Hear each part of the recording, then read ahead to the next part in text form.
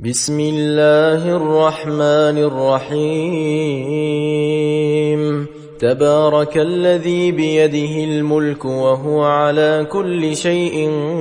قدير الذي خلق الموت والحياة ليبلوكم أيكم أحسن عملا وهو العزيز الغفور الذي خلق 7 سماوات طباقا ما ترى في خلق الرحمن من تفاوت فارجع البصر هل ترى من فطور ثم ارجع البصر كرتين ينقلب إليك البصر خاسئا وهو حسير ولقد زينا السماء الدنيا بمصابيح وجعلناها رجوما للشياطين وأعتدنا لهم عذاب السعير وللذين كفروا بربهم عذاب جهنم وبئس المصير إذا ألقوا فيها سمعوا لها شهيقا وهي تفور تكاد تميز من الغيظ كلما ألقي فيها فوج سألهم خزنتها ألم يأتكم نذير قالوا بلى قد جاءنا نذير فكذبنا وقلنا ما نزل الله من شيء إن أنتم إلا في ضلال كبير وقالوا لو كنا نسمع أو نعقل ما كنا في أصحاب السعير فاعترفوا بذنبهم فسحقا لأصحاب السعير إن الذين يخشون ربهم بالغيب لهم مغفرة وأجر كبير وأسروا قولكم أو اجهروا به إنه عليم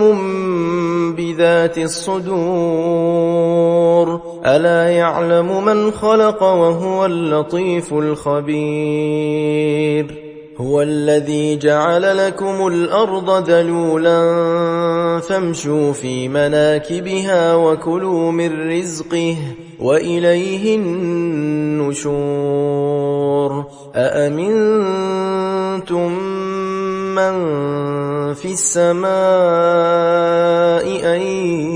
يخسف بكم الأرض فإذا هي تمور أم أمنتم من في السماء أن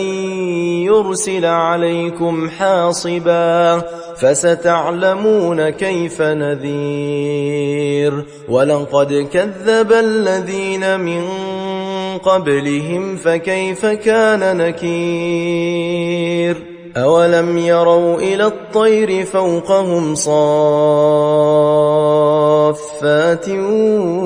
ويقبضن ما يمسكهن إلا الرحمن إنه بكل شيء بصير أمن هذا الذي هو جند لكم ينصركم من دون الرحمن إن الكافرون إلا في غرور أمن هذا الذي يرزقكم إن أمسك رزقه بل لجوا في عتو ونفور أفمن يمشي مكبا على وجهه أهدى أمن يمشي سويا على صراط مستقيم قل هو الذي أنشأكم وجعل لكم السمع والأبصار والأفئدة قليلا ما تشكرون قل هو الذي ذرأكم في الأرض وإليه تحشرون ويقولون متى هذا الوعد إن كنتم صادقين قل إنما العلم عند الله وإنما أنا نذير مبين فلما رأوه زلفة